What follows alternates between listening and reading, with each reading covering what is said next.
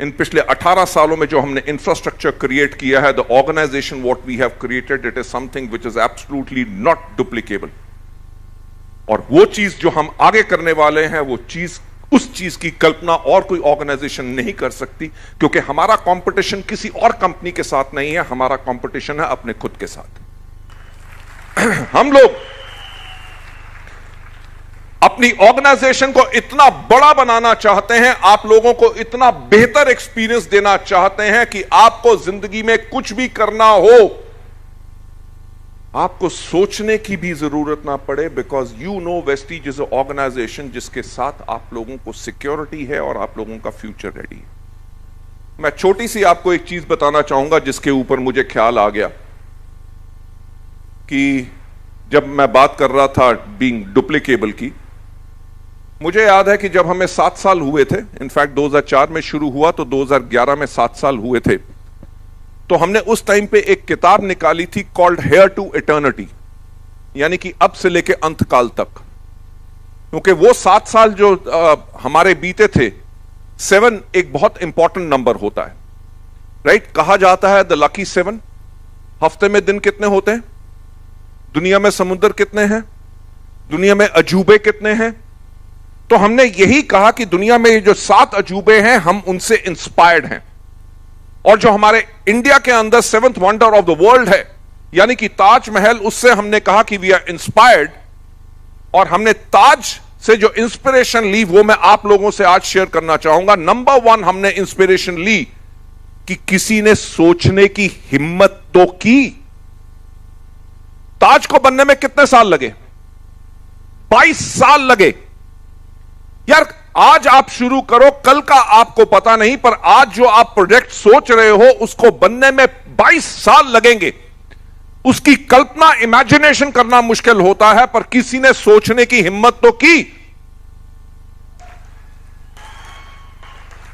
2011 में जब हम मात्र 50 करोड़ की ऑर्गेनाइजेशन थे, तो अगर आप वो किताब अभी भी आपको मिले, हेयर टू इटर्निटी, उसके 2nd पेज पे जाके देखना, उसके अंदर हमारा मिशन हमने उस टाइम पे अनाउंस किया था। एक छुटकी सी कंपनी ने, हमने उस टाइम पे अपना मिशन अनाउंस किया था कि हमारा मिशन है to grow to a global scale and become a benchmark in direct selling industry by 2018। और वो हमने करके दिखाया, राइट? पहली इंस्पिरेशन ताज से जो हमने 7 वंडर्स में से ली, वॉज की सोचने की हिम्मत। दूसरा, टीम वर्क।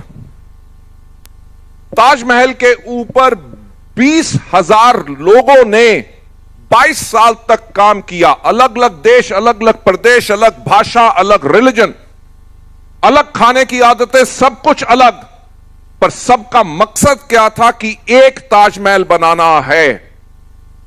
हमने यही कहा कि हम world wide, we said we are going to touch 50 countries जिनके अंदर वेस्टीज होगी, और दुनिया भर से लोग का एक ही परिवार होगा, और वो होगा टीम वर्क के through Vestige.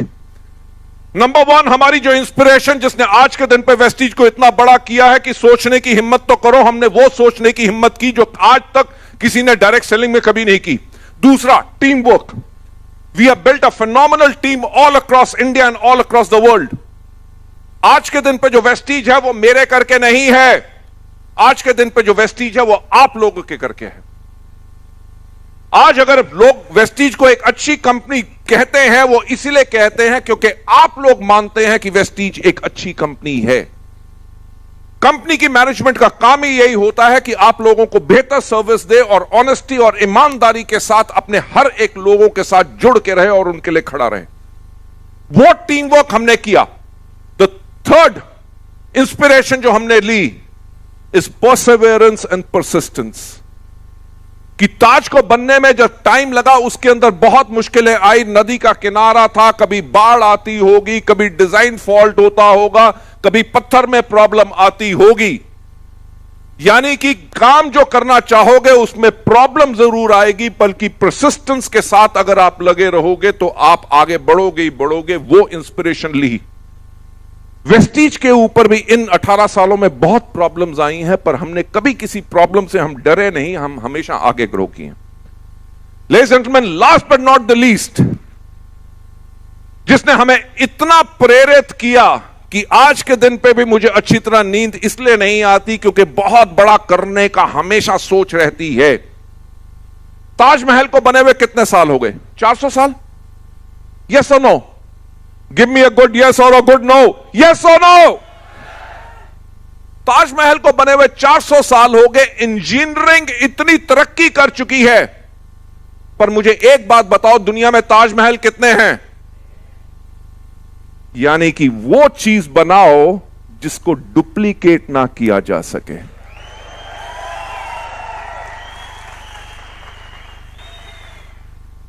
Ladies and gentlemen, that is the organization, that is the family what we have created.